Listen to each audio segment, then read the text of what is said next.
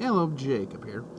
And I thought I'd quick jump on and do a little Minnesota Vikings rambling going into free agency. So without further ado, let's get into it. So yeah, as far as the offseason has gone for the Vikings so far in the first about month or so, really outside of the whole Stephon Diggs trading rumors and this and that, and got to get the clicks somehow. Really not a lot has happened. Other than the Everson Griffin contract void. So yeah. We'll see how that ends up moving forward, because that saved us $13 million in the cap, which then in turn got us right back to about zero or so. So yeah, and then of course, we're obviously going to need to either shed some more cap or maybe do some wheeling and dealing or trades and stuff like that, just because, well, being strapped against the cap is not fun, especially with all the free agent names we have on our secondary, especially for some really bad timing on that one, honestly, in my opinion. It just seems like everybody's contract that was either like our nickel cornerback positions, our safety positions. I mean, there's a lot of free agents on our defense.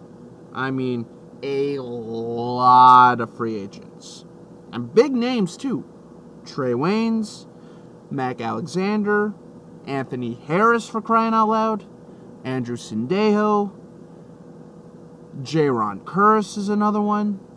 Of course, now, potentially we could be getting rid of Linval Joseph. He could be a cap casualty. Everson Griffin might be gone.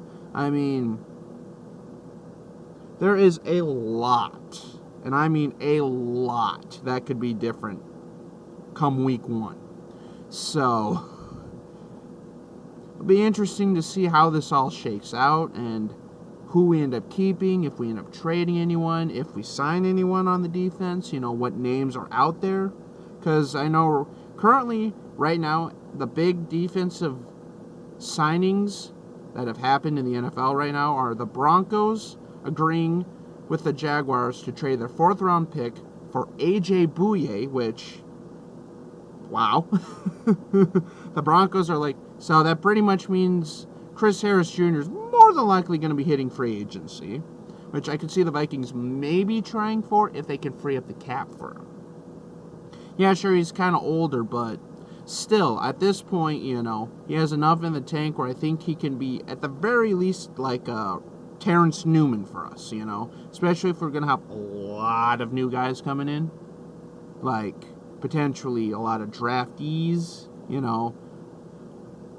And again, isn't it ironic how all of this just kind of happened within like the last year and a half, like where we went from, why are we drafting all these corners to, shit, we might actually need a corner now. Because for how many years have we told Spielman, go after linemen, go after linemen. We really need to try to shore up this offensive line. Corner. Okay, now we have corners for a while. Everyone hits free agency. Now we might need a corner. So, yeah, I mean, what can you do about that? But, yeah, so don't be surprised if the Vikings do move on from, well, hopefully the biggest name for me that I think a lot of Vikings fans want to see gone on the defense is Xavier Rhodes. Maybe Anthony Barr potentially, but the thing for me with Anthony Barr that really frustrates me for him, very, very inconsistent. There'll be some weeks where you won't even know he's on the field, or he gets burnt like toast by a receiver. And then the next week he goes out, has like 4 sacks, 2 interceptions, 2 forced fumbles, and a safety. Like, damn, bro. Plus, it'll be interesting to see what Dom Capers decides to do with all of our defensive players, too. Because, again, I wouldn't be surprised if we run a little bit of a 3-4 style defense with some 4-3 flair, which would honestly be kind of cool to see. Just because, again, the Vikings being primarily a 4-3 defensive scheme, basically for all those who don't know, 4-3 versus 3-4 means 4-3 defense with the Vikings run means 4 down linemen and 3 linebackers, and the 3-4 is 3 down linemen and 4 linebackers, with usually 2 of either the defensive ends being rushers or linebackers being rushers. It's very confusing and all that stuff, and a lot of defenses kind of toy with multiple fronts and this, that, and the other. It's just one big cluster, you know what, at this point. So all I know is the Vikings run a 4-3, and they brought in a defensive coordinator who is known for running a lot of 3-4. Yeah, and you want to be an NFL fan, right? Anyway, back to the Vikings. So, yeah, I mean, hopefully we can at least keep a couple of our players under contract. Because I would love to see us keep someone like a Mac Alexander. Obviously, Anthony Harris would be number 1 for me, but I've also heard rumors that the Vikings could go after Sendejo again, which honestly wouldn't be the end of the world, just because I don't see Sendejo really, garnering a lot of interest or, a lot of money in free agency, just because his style of play is really more old school style football, where he's basically trying to knock you out and, turn you off like a crash. I mean, this guy is literally, I've said it before, he's a missile. He's one of those guys who, if he hits you, you're going to feel it the next day. And he's also really, really good at getting interceptions. Like, he's a really good ball hawk for us, too. Very underrated, especially during our run in 2017. He was very good for us. He's had a few big interceptions in big moments for us. Case in point, the Broncos game. But, yeah, so, again, this defense is really the big issue for us. Now, moving on to the offense, obviously we all know the big storyline here is Stephon Diggs, and does he want to get the hell out of Minnesota? Or is this just Stephon Diggs, being Stephon Diggs? I mean, it's just, at this point, I really don't know. It just seems like this could turn into another Randy Moss scenario. Remember that? But thankfully, I think we did get a decent haul out of that, if I remember right. But what is it with us and star players wanting to get the hell out of here? Especially big name star players. At least for receivers. I mean, for whatever reason, the Vikings can never seem to hit on first round receivers. Insert Troy Williamson and Laquan Treadwell. Here, please. And then, of course, the offensive line, which I will say got better last year. Still needs work. Pat Elfline. Good God. But the only thing is, though, I just really hope if we don't get, an offensive lineman, a guard per se, why don't we try the backup? Why don't we try, some of our young guys? Because, I don't think moving Reef from tackle to guard is a good idea. I mean, I could see them maybe moving O'Neal and Reef around, switching, O'Neal to the left and Reef to the right. But do you really want to do that? Because Brian O'Neal has really, really turned into the right tackle of the future at this point. I really don't know.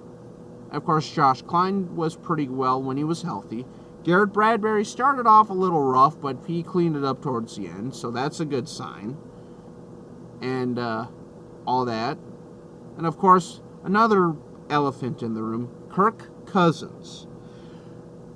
What do we do there? Because honestly, at this point, the Vikings could try to extend him before, if the CBA were to go through. Just because otherwise, once the CBA hits, and especially looking at the free agent quarterbacks that are out there now, case in point, Dak Prescott apparently rumored turned down like $33 million a year, $105 million guaranteed contract.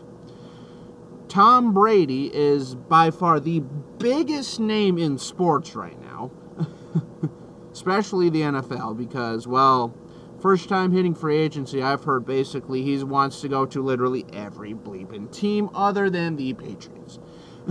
So, it'll be interesting to see, because once he gets picked up, and once we kind of see, you know, like how the contracts are going to go, because I have a feeling, especially in this next collective bargaining agreement, the amount of money these guys are going to make is going to be absolutely mental. I mean, even for mid to bottom tier guys, it's going to be stupid money for the quarterbacks especially. And the thing is, for Kirk Cousins, is he worth it? Is he worth another massive contract from the Vikings? Because he's still relatively young enough where he has a good 8-9 years left in him, potentially. I mean, just look at Tom Brady. Dude's still doing it. But, yeah. But at what expense to the team, though? I mean, is Kirk Cousins really going to be the future? Or are we going to be going through this quarterback carousel yet a flipping again? And are we going to have a brand new regime coming next year? Plus, I also heard rumblings about Dalvin Cook's contract coming up in the next couple of years. Oh boy, this could really, really, really be interesting moving forward. So, and of course, don't forget about our special teams unit, because apparently both Dan Bailey and Britton Colquitt are also free agents. And for once, it was kind of nice by the end of last year not having to worry about whether or not our kicker can kick the damn ball through the uprights. And if our holder actually can hold the damn ball, right? So, and that could be yet another year where we have a totally different special teams unit. And frankly, at this point, the biggest thing for the Vikings and the biggest thing that has pissed me off over the last 3 or 4 years since our 2017 run, consistency. It seems like every year we've had new players at skill positions starting for us, and we can never get any continuity. We've always had a change of offensive coordinators. Technically we had a change in coordinator, but it was, let's be honest here, Gary Kubiak, he was the one running the offense. He was just telling Stefanski more or less what to do. Let's be honest. And honestly worked out really well for us. So I think for the first time in a while, both our offense and defensive coordinator position are going to be similar, even if they're not the same, just because we had a lot of, essentially we were running 2 coaches per scheme. We were running 2 offensive coordinators and 2 defensive coordinators. So, yeah, and once free agency hits, I'll be sure to make some videos when I can and let you know if any big names happen, any trades happen, or anything big Vikings related happens. Just because I frankly hate doing rumors and all that stuff, just because, well, let's be honest here, rumors are, until it's reported by NFL, ESPN, or the Vikings themselves, I'm not going to even speculate on stuff like that, just because I know there are some pretty juicy names that are out there, but again, we'll just see what happens. So, until we meet again, this is Jacob, and have a good night.